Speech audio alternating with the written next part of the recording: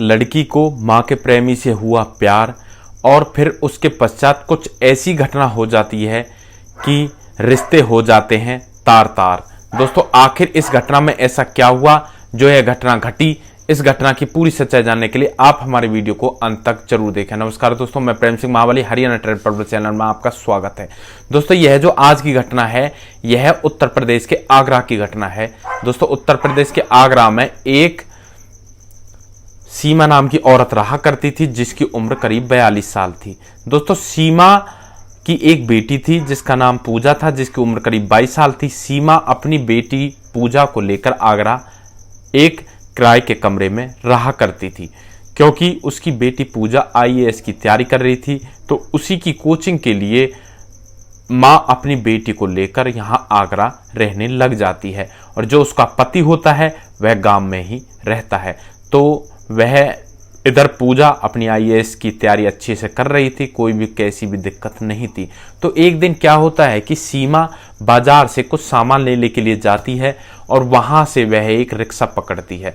दोस्तों वह रिक्शा में बैठ जाती है, रिक्शा चल देता है। उसके पश्चात कुछ दूरी पर एक युवक जिसका नाम प्रीत होता है वह उस रिक्शे को रुकवाता है और वह उसमें बैठ जाता है। जब प्रीत उसमें बैठ जाता है तो प्रीत उस औरत सीमा की तरफ देखता है जो बेशक उसकी उम्र करीब 42 साल थी लेकिन देखने में बहुत ही खूबसूरत थी।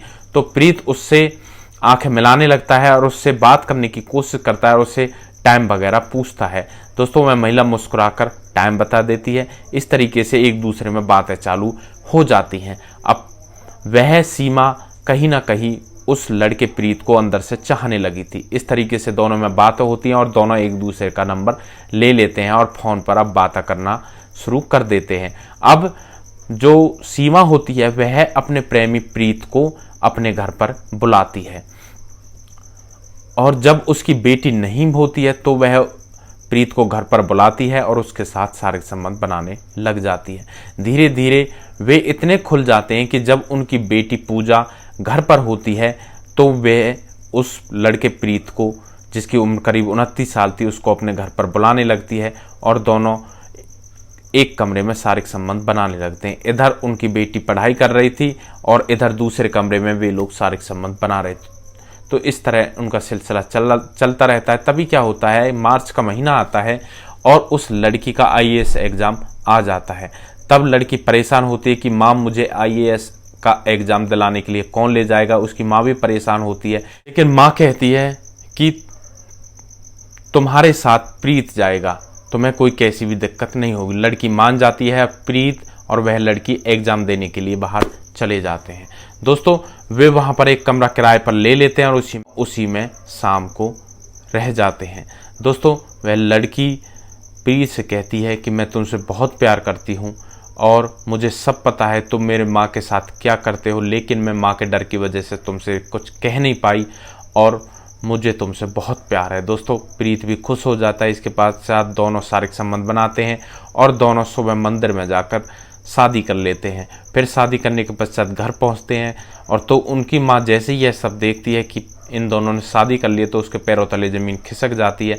अब दोनों में लड़ाई झगड़ा शुरू हो जाता है।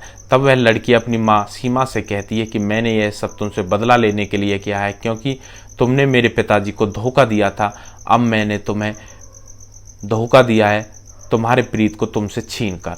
दोस्तों इसके पश्चात प्रीत उनकी लड़ाई देखता रहता है और वहाँ से फरार हो जाता है और इधर 4 महीने गुजर जाते हैं लेकिन प्रीत वापस नहीं आता है। तब वे दोनों माँ बेटा थाने में जाते हैं और दोनों माँ बेटी थाने में प्रीत के खिलाफ मुकदमा दर्ज करवाते हैं और पुलिस के सामने सारी सच्चाई बयां कर देते हैं।